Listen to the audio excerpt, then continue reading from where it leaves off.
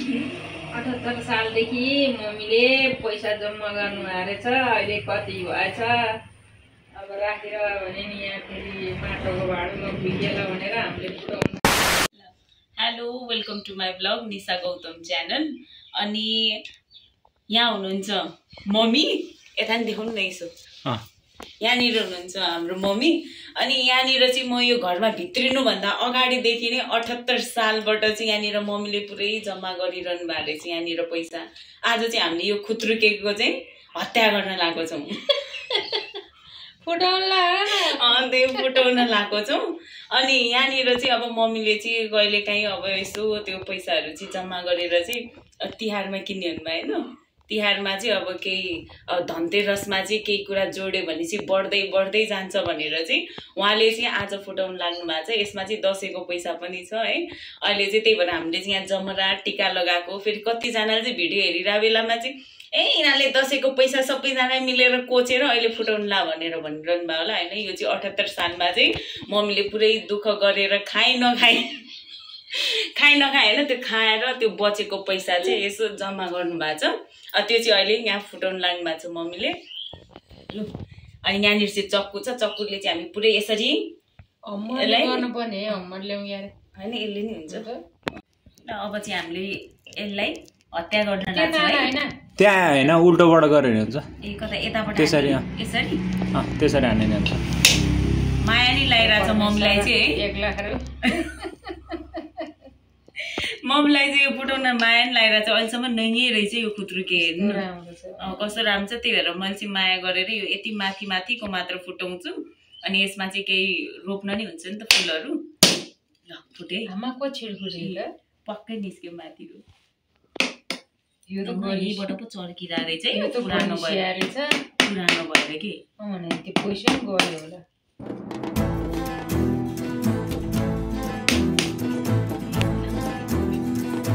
नै रहेछ पैसा त ल यत्रो रहेछ 150 10 रुपियाँ नै क्या हो।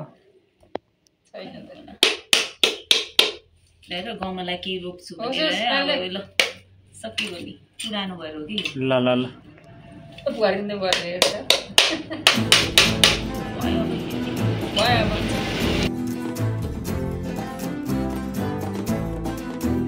मम्मीले कहिलेकाहीँ हाल्न बिर्सिनु भएको रहेछ कि यो खुत्रुकेमा अलिक तोरेर।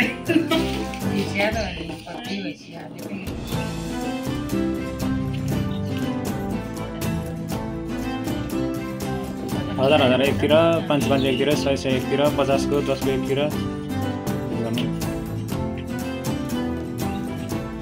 10 छैन कि हो।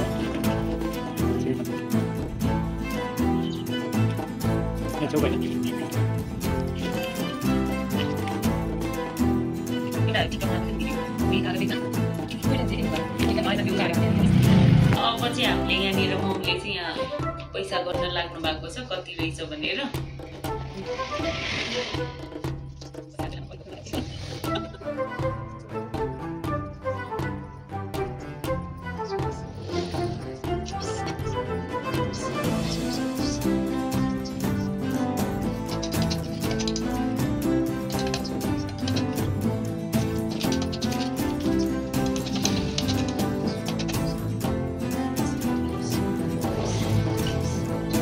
A few moments later.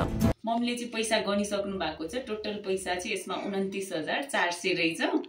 Mummy यो पैसा के गर्ने अब? ल तिहारमा खर्च गर्ने तिमीलाई यति ल। तिहारमा खर्च गर्ने?